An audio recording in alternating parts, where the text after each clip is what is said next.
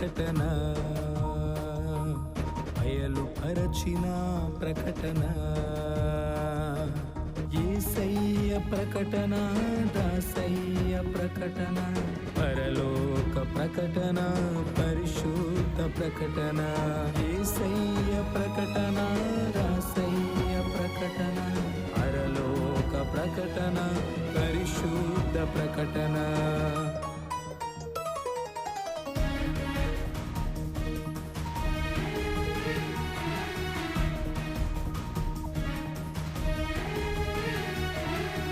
ప్రకటన, బైబిలు ప్రకటన, బయలుపరచిన ప్రకటన, విమలాత్మ ప్రకటన, విజయాత్మ ప్రకటన, విశ్వాసికి ప్రకటన, విజ్ఞాపన ప్రకటన, విమలాత్మ ప్రకటన, విజయాత్మ ప్రకటన, విశ్వాసికి ప్రకటన, విజ్ఞాపన ప్రకటన. ప్రకటన, బైబిలు ప్రకటన, బయలుపరచిన ప్రకటన. అందరికీ మరణాత. లూకాసు సువార్త 1వ అధ్యాయము 8వ వచనం నుంచి కొన్ని వచనం చదువుకుందారు. జకర్యా తన తరగతి క్రమము చెప్పున దేవుని ఎదుట యాజక ధర్మము జరిగించుచుండగా యాజక మర్యాద చెప్పున ప్రభు ఆలయంలోనికి వెళ్ళి ధూపము వేయుటకు అతనికి వంతు వచ్చెను. ప్రార్థన చేసుకుందారు. సర్వకృపానిధి, దయగలిగిన తండ్రి, కృప కలిగిన తండ్రి, మీకు వందనాలు. కొద్దివారము దీవించండి, ఆశీర్వదించండి. నీ వాక్కు చేత మమ్ములను మీరే బలపరిచి వినగలుచున్న వారందరికీ నీ క్రిస్మస్ బాలయేసునేక నీ దీవెళ్ళు మీరే కుమ్మరించి మీరే మహిమను పొందుమని, మహిమనాథుడగు నాయనా నీ నామంలో నీవు మాకు సహాయం అందించి మహిమను పొందుమని యేసు నామమున అడుగుచున్నాము తండ్రి, ఆమీన్. త్రిత్వా దేవుని దీవెన, ఆశీర్వాదములు, శుభములు, జయములు, ధన్యతలు ప్రభు నిండుగా మెండుగా అనుగ్రహింపచేసి ప్రభు మహిమ పొందును గాక, ఆమీన్. దేవుని యొక్క ప్రియ విశ్వాసులారా, మరి దేవుని యొక్క వాక్యములో మనం గమనించినట్లయితే కనుక లూకాసు వార్త 2వ అధ్యాయంలోను 1వ అధ్యాయంలోను ఈ 2 అధ్యాయాల్లో కూడా ప్రభు మనకి ఇద్దరు మనుషులను, అనగా ఈ 4 వ్యక్తుల్ని ప్రభు మనకి పరిచయం చేస్తారు. ఒకటి జకరియా గారు, రెండవది ఎలిజబెత్ గారు, మూడవది సిమియోను గారు, 4వది హన్నా గారు. వీరు క్రొత్త నిబంధనకు పాత నిబంధనకు మధ్యదారులు అని చెప్పచ్చు. పాత నిబంధనలో ఉన్న నిరీక్షణను, ఆ యొక్క నిరీక్షణతో వీళ్ళు ఫలింపు చూసిన మరి ప్రథమ ఫలాలు, క్రిస్మస్ ప్రథమ ఫలాలు అని మన వాక్యం ద్వారా మనం చెప్పుకోవచ్చు. ఎందుకనిసనంటే వీరి బ్రతుకులలో వాగ్దానాన్ని పట్టుకొని, వాగ్దానాన్ని బట్టి నిరీక్షణ పొంది, నిరీక్షణతో దేవుణ్ణి ప్రేమించి విశ్వాసమును సంపాదించుకొని వీరి విశ్వాసము ద్వారా నీతిపరులుగా ఎంచబడి నీతి సూర్యుడగు యేసుక్రీస్తు ప్రభువుని వీరు అందుకున్నారు.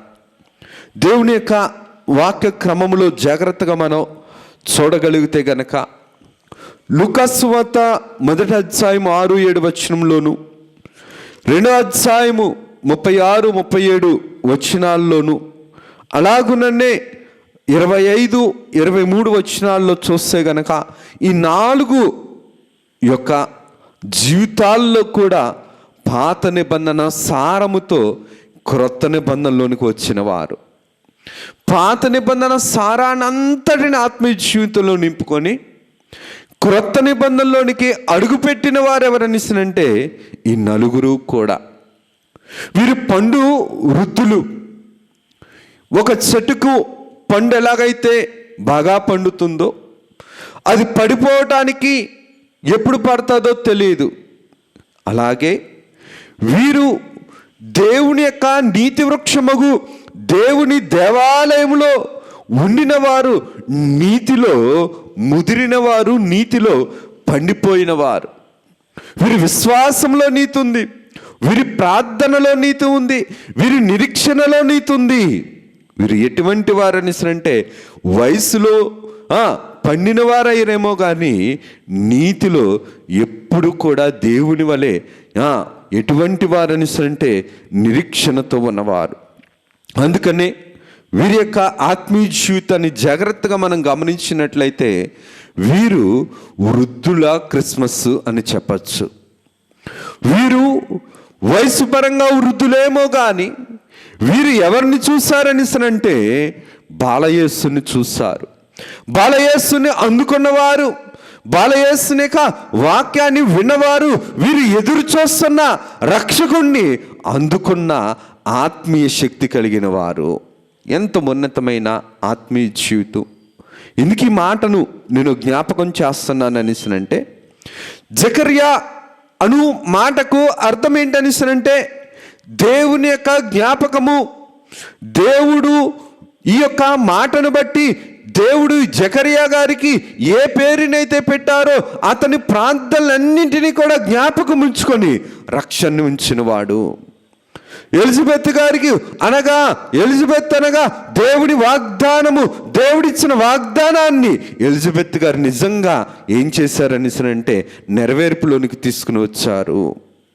సిమియోను గారిని కూడా జాగ్రత్తగా మనం గమనిస్తే సిమియోను మాటకు అర్థం ఏంటని అంటే దేవుడు వినగలుగుతున్నవాడు. సిమియోను గారు చేసిన ప్రతి ప్రార్థనను కూడా దేవుడు విన్నాడు. రక్షకుడు వస్తాడని ఏ వాగ్దానాన్ని పట్టుకొని సిమియోను గారు ప్రార్థన చేశారో ఆ ప్రార్థన విన్నవాడైనా.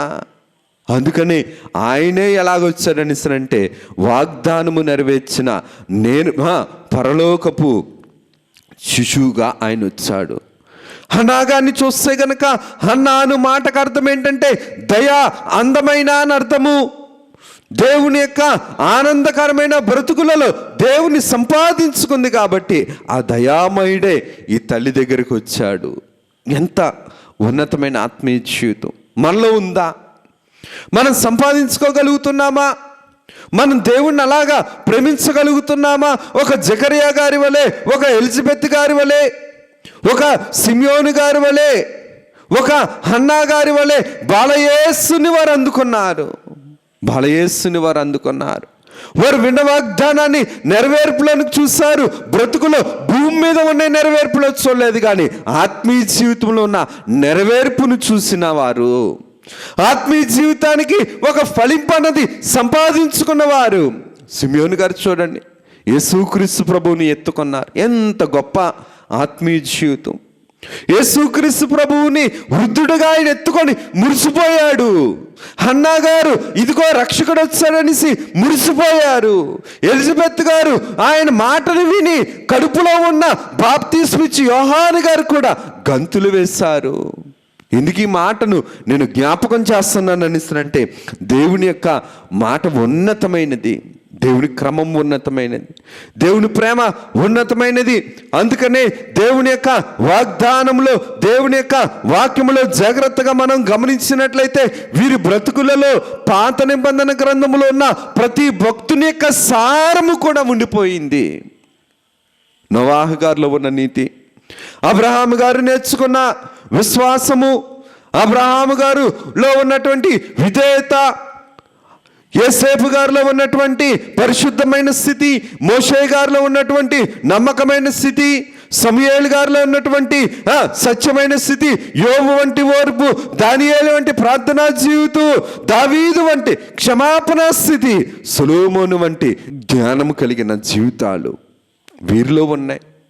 వీరిలో ఉన్నవి కాబట్టి వీరి ప్రభువుని చేర్చుకున్నారు, ప్రభువుని నెరవేర్పులోనికి తెచ్చుకున్నారు, ప్రభువుని చూశారు.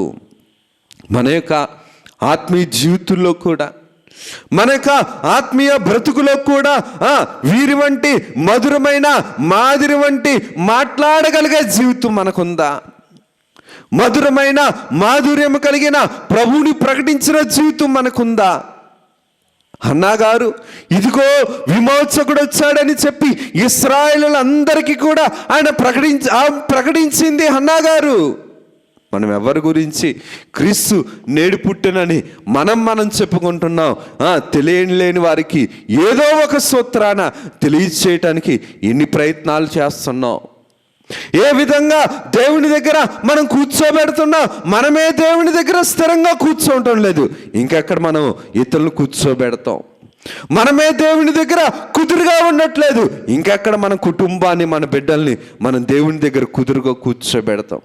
విశ్వాస జీవితంలో కుదురుగా కూర్చున్నాడు కాబట్టే మోషే గారు ఆ యొక్క కుదిరిన జీవితాన్ని బట్టి దేవుడు ఆ జీవితాన్ని కుదిర్చి ఏం చేశారనిసరంటే, ఈ మోషే గారిని బలా నమ్మకమైన మంచి దాసుడు అన్నాడు. దేవుని యొక్క విశ్వాసి, సంఘములో ఉన్న విశ్వాసి, దేవుని యొక్క మాటలను నమ్ముచున్న విశ్వాసి. మన విశ్వాసంలో నీతి ఉందా? మన విశ్వాసంలో యథార్థత ఉందా? మన విశ్వాసంలో పరిశుద్ధత ఉందా? మన విశ్వాసంలో విధేయత ఉందా? మన విశ్వాసంలో నమ్మకం ఉందా? మన విశ్వాసంలో ఓర్పు ఉందా? మన విశ్వాసంలో ప్రార్థనా జీవితం ఉందా? మన విశ్వాసంలో క్షమాపణ బుద్ధి ఉందా? మన విశ్వాసంలో దేవుని జ్ఞానం ఉందా? మన విశ్వాసంలో దేవుని యొక్క సత్యం ఉందా?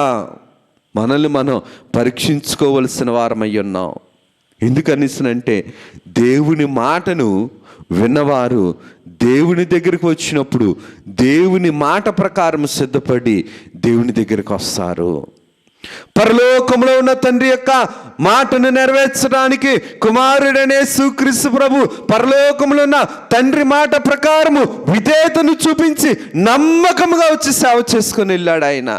మన యొక్క విశ్వాస జీవితంలో దేవుని యొక్క నీతిని, దేవుని యొక్క యథార్థతను, దేవుని యొక్క పరిశుద్ధతను, దేవుని యొక్క సత్యమును మన ఆత్మీయ జీవితంలో మనం పెంచుకుంటున్నామా, లేదంటే తుంచుకుంటున్నామా?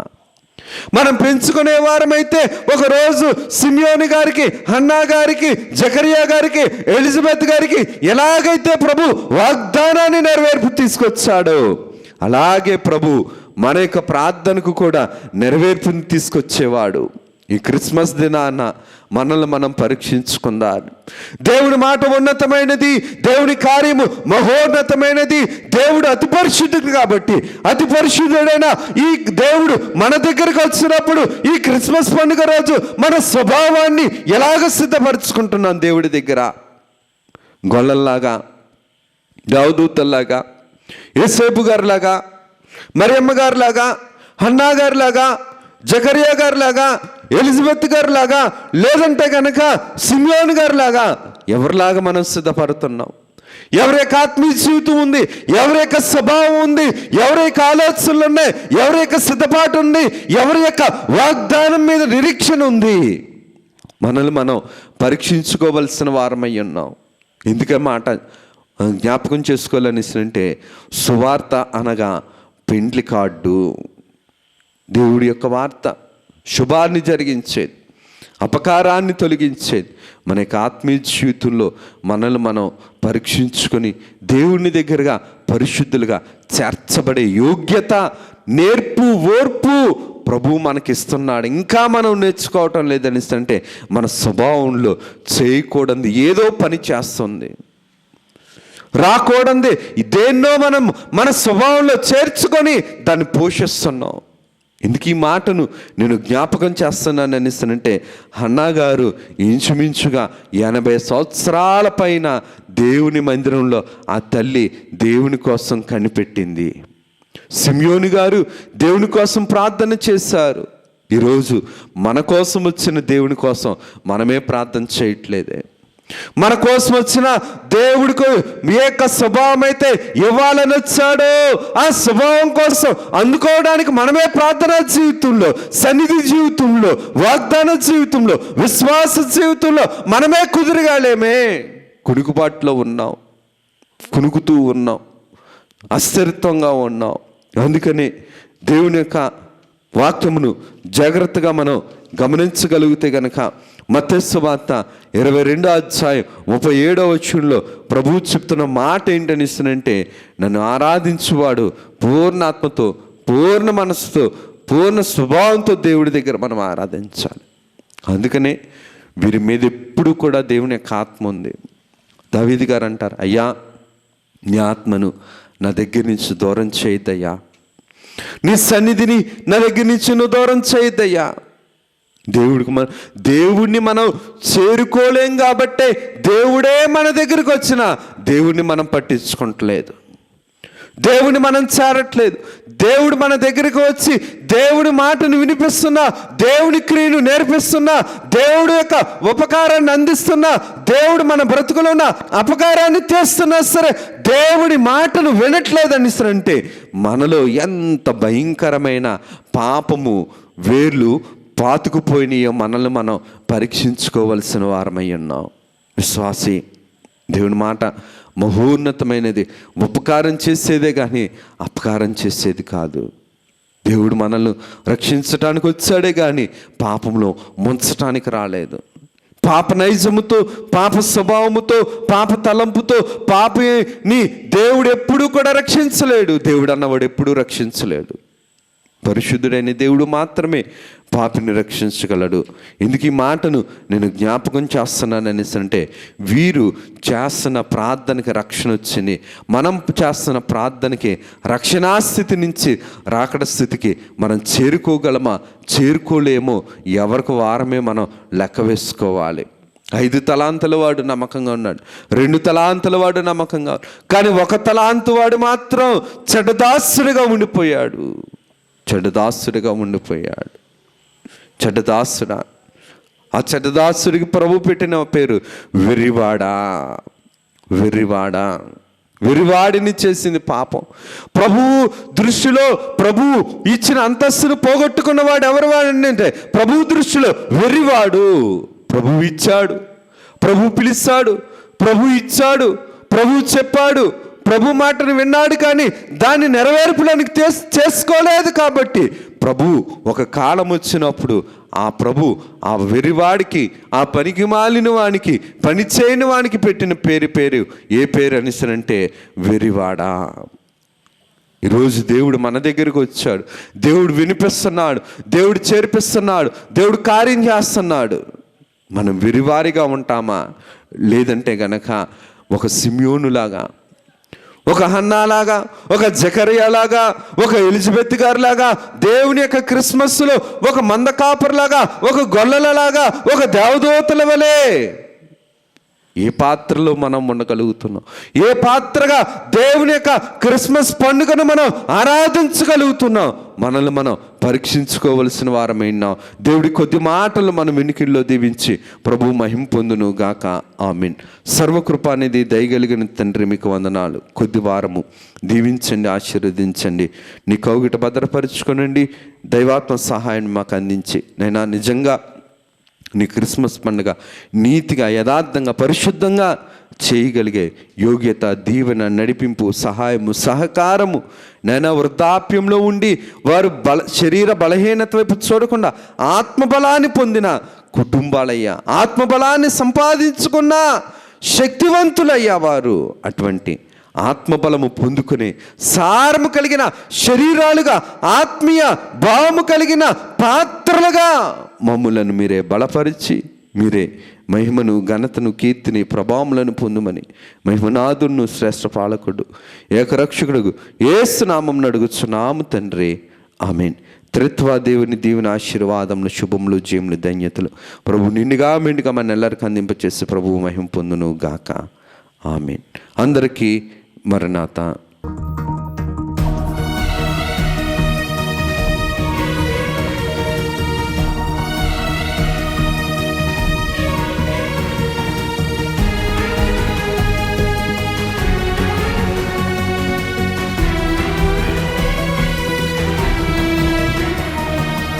బైబిలు ప్రకటన